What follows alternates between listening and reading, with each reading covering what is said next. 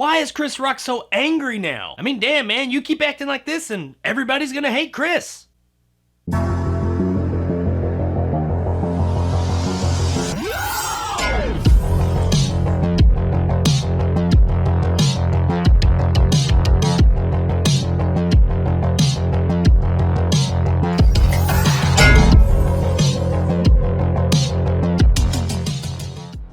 Spiral from the Book of Saw is brought to us by director Darren Lynn Bousman and stars Chris Rock, Max Minghella, and Samuel L. Jackson. We follow Zeke, played by Chris Rock, a straight-edge detective that don't take no shit off nobody, including other cops. When Zeke and his new rookie partner, William, played by Max Minghella, take on a new case that seems like it's a copycat killer of the Jigsaw murders, they find themselves in a race against the clock to get to their next victim before their time runs out. Because you see, this Jigsaw copycat killer isn't just killing random people on the street because of their past indiscretion. No, this time around it's cops that are targeted for their past indiscretions. And not just any cops, but a whole bunch of cops that Zeke knows, including his father, who is the former captain of the precinct. So now it's up to Zeke and William to play this game before it all spirals out of control. Spiral is the 9th Saw movie, and make no mistake, this is a Saw movie. In all honesty, I checked out of the Saw movies quite a while back. I did enjoy the earlier films, but once we got around like 5, I think, I just kind of didn't go beyond that. I'd heard that the last 1 or 2 were actually a return to form, but I still haven't seen them. However, with this one, it is kind of a soft reboot, if you will. It is a sequel to those previous movies. They did actually happen. But this is with all new characters, all new murders, and even an all new time period. Now, the cool thing about that is that if you don't have a full grasp on the extremely convoluted Saw story leading up to this point, it's okay, because you really don't need to know any of that stuff. If you have a basic knowledge of what these Saw movies were, you'll be okay. You don't need to really know any of the characters or even any of the events. You just need to know that that stuff actually happened. Because this is an all new story, a fresh take. So for newcomers, this does work. Going into the later Saw movies prior to this one, it is a bit of a daunting task because that story is so convoluted and there's so much going on. You gotta go back and watch all of them to get up to speed to view any of them. Now, not only is this a Saw movie, but it still does retain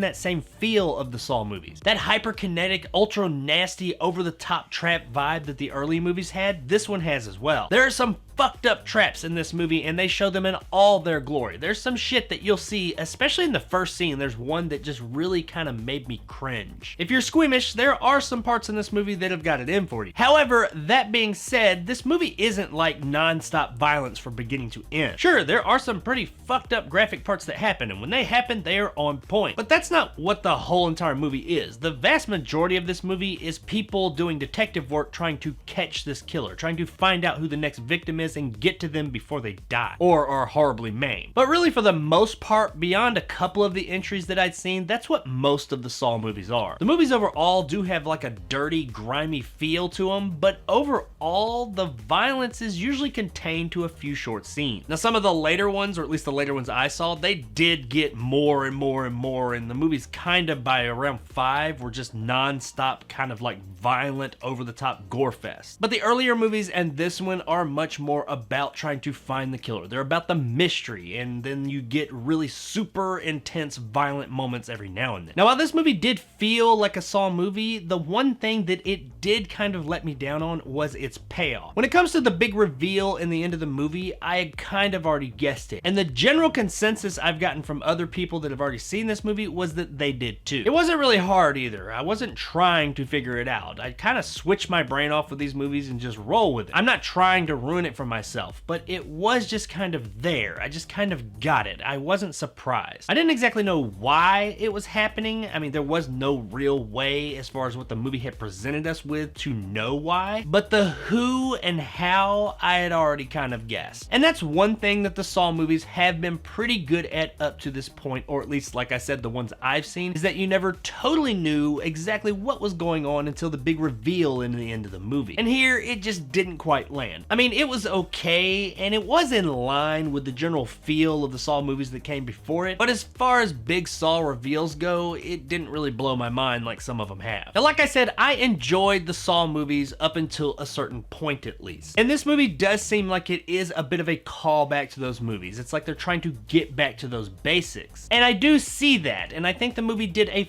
fairly good job of that, but it wasn't quite there. Now, it's nowhere near as convoluted as some of the later Saw films. It is a bit more grounded in reality, but also beyond the parts with the actual traps in them, it came across as a bit bland at times. Almost like they were just kind of going through the motions. There wasn't a whole lot here that was really fresh or new. Now, for old school Saw fans, that might be great. You're getting a whole lot of that old school Saw that you really enjoy. But it just didn't feel like they were really moving anything forward. It didn't feel like as much thought went into the story as some of the previous efforts. It's not terrible. I mean, I did overall enjoy myself, but I wasn't really blown away by it either. Now, there's one thing in this movie that I didn't really care for that actually kind of surprised me, and that would be Chris Rock. More specifically, Chris Rock's performance. Now, overall, I am a fan of Chris Rock. I have liked his previous films, and I understand he is a comedic actor, and now he's going into a more dramatic role. It's not the first time, by the way, but he is typically known for more comedic roles. And I was hoping, and I had kind of been led to believe by other people, that this would be one of those situations where you have a really funny, typically comedic actor go into a dramatic role and just fucking kill it. We've seen this with the likes of Jim Carrey, Kevin James, hell, even Adam Sandler. And I was kind of expecting that with Chris Rock, and like I said, a lot of people have been saying, hey, Chris Rock did a really good job here. But I just didn't see it. He seemed very out of place. He was just fucking mad the whole time, and a lot of that time he was over the top. He just didn't quite fit. It seemed like he was overacting the entire time, and that overacting wasn't really that good. I hate to say that because I really do enjoy Chris Rock's work, but here it just didn't do it for me. And it's not because I'm used to him being in more comedic roles. It's because it just wasn't that good. Imagine a scene where like everybody's at like a 7 or 8 and he's at fucking 11. And then imagine another scene where everybody's at like a 3 or 4 and he's at a fucking 11. You get the idea. The guy's always at fucking 11. I mean, he's like always extremely over the top and overly emotive, and also just mad as shit about everything. And it just didn't work for me. I've seen the guy in more dramatic roles before, and he did make it happen, but not this time. And that is a bit of a hindrance to the film because he's the main character. He is who we spend the vast majority of the time with in the film. Samuel L. Jackson shows up for a bit. In fact, he shows up for a bit more than I was expecting. He's not like a main character or anything, but he is in it more than I thought he would be, and he's pretty much doing his Samuel L. Jackson. Jackson's at least pretty solid in everything he's in, and that's the case here. However, it does seem like the guy's kind of on autopilot, but even Jackson's autopilot is pretty fucking good. Guys, at the end of the day, Spiral from the Book of Saw was okay. It doesn't like revitalize the franchise for me or anything, but it also doesn't drag it through the gutter either. It just kind of leaves it right where it is, or at least where I left it. The story's okay, and the mystery's fine until you pretty much guess who it is. And while Chris Rock's performance just didn't really do it for me, the movie does overall have that old school Saw feel. And when it comes to Saw traps, there are a few here that are pretty damn cool, and gorehounds will be pleased with them. So while it might not be that jolt of energy that the Saw franchise needed, it is okay, and it's absolutely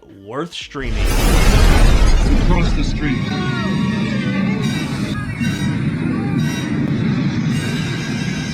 So admittedly, I was expecting a bit more from this movie, but that's because I had heard that the movie was a lot better than I ended up thinking it was. So if you go into it with those expectations tempered just a bit, I think you might actually have an even better time with it than I did. Overall, if you're looking for a dumb fun Saw flick for the night, you could absolutely do worse. So check out Spiral one night, and I think you'll have a pretty good time with it. So there it is, guys, my review of Spiral from the Book of Saw. If you enjoyed and want more content like this, hit that subscribe button and help my little channel grow. If you want to help out my channel, check out my Patreon in the description below and become a jarhead and get some of the awesome benefits like these guys. If you liked what I had to say, give me a like. If not, let me know in the comments below why. And as always, stay sexy, Roanoke.